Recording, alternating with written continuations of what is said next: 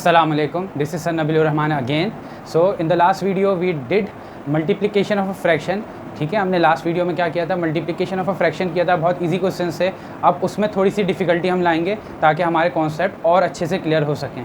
ठीक है, वीडियो को लाइक कर दीजिएगा और चैनल को सब्सक्राइब कर दीजिएगा प्लीज़। ठीक है, तो हम नेक्स्ट क्वेश्चन पर आते हैं जो कि थोड़ा सा डिफ़िकल्ट है प्रीवियस लेक्चर से, which is for example part A is 17 okay upon 12 multiply 15 upon 17.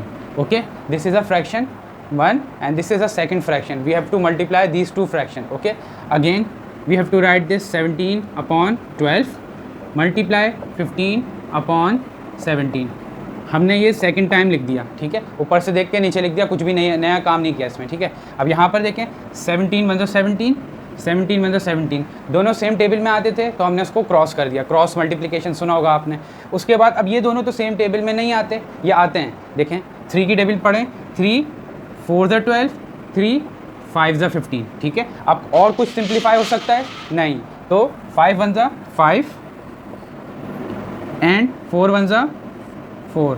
तो ये हमारा आंसर है। अब आप चाहें तो इसको फ्रैक्शन में लिख सकते हैं जैसे कि हमने लिखा है, होल नंबर में भी लिख सकते हैं। इसको होल नंबर में लिखने का तरीक़ाकार क्या है वो मैं आपको साइड में बता देता हूँ।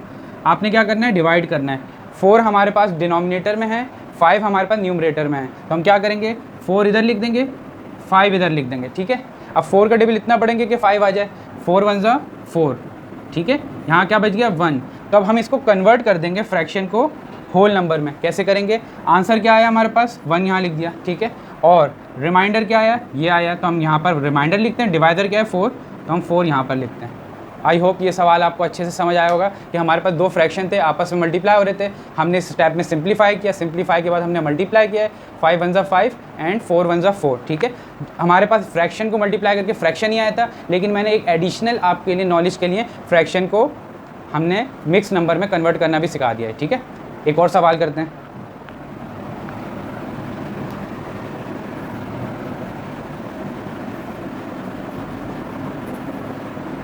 अब थोड़े हम बड़े नंबर्स लेते हैं। ठीक है, ताकि थोड़ी और डिफ़िकल्टी बढ़े, 3 डिजिट के लेते हैं। ठीक है, तो हम यहाँ पार्ट बी में आ जाते हैं।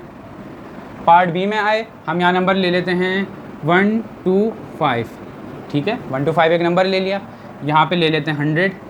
ठीक है, यहाँ मल्टीप्लाई करके हम ले लेते हैं 128। ठीक है, और डिवाइड में लगा देते हैं कोई ऐसा नंबर, हम लगा देते हैं 64। ठीक है, तो यहाँ पर 3 हमने 3 डिजिट वाले नंबर ले लिए, एक हमने 2 डिजिट ले लिया ताकि मिक्स हो जाए। ठीक है, तो एक फ्रैक्शन हमारे पास ये है, एक फ्रैक्शन ये है, आपस में ये लोग क्या कर रहे हैं, मल्टीप्लाई। तो हम यहाँ पर देखेंगे, फिर से हम अगेन इसको एक दफ़ा लिख देंगे 125 अपॉन 100। ठीक है, एज इट इज़ उतार दिया है। ठीक है, मल्टीप्लाई का साइन 128 अपॉन 64, बिल्कुल सेम उतार दिया। अब मैं कोशिश करूँगा सिंप्लीफाई हो सके तो करें। ठीक है, तो यहाँ पर देखें, ये 25 4 100 होता है, 25 1 25, 25 2 50, 25 3 75, 25 4 100 और 5 125। ठीक है, सिंप्लीफाई हो गया, बड़ा टेबल पड़ा। मैंने पहले भी आप सब स्टूडेंट्स को बताया कि टेबल याद होना ज़रूरी है, टेबल याद करेंगे तो मैथ आसान होगी। ठीक है, यहाँ पर देखें 64 1 64, 64 2 128। ठीक है, बहुत आसानी से हो गया। यहाँ अगेन देखें 5 2 10, 5 2 10 एंड 4 1 4। ठीक है, अब इसको आपने अगर मिक्स नंबर में करना है तो वो आप कर सकते हैं, लेकिन यहाँ तक भी आंसर हमारा ठीक है। ठीक है, अब एक बहुत ही मुश्किल सवाल जो कि बच्चों को लगता है क्लास 5 या 4 के, तो वो भी मैं एक बता देता हूँ जिसमें हमारे पास सिंप्लीफाई भी नहीं हो रहे हो नंबर। तो फिर हम क्या करेंगे, चलें सी पार्ट करते हैं।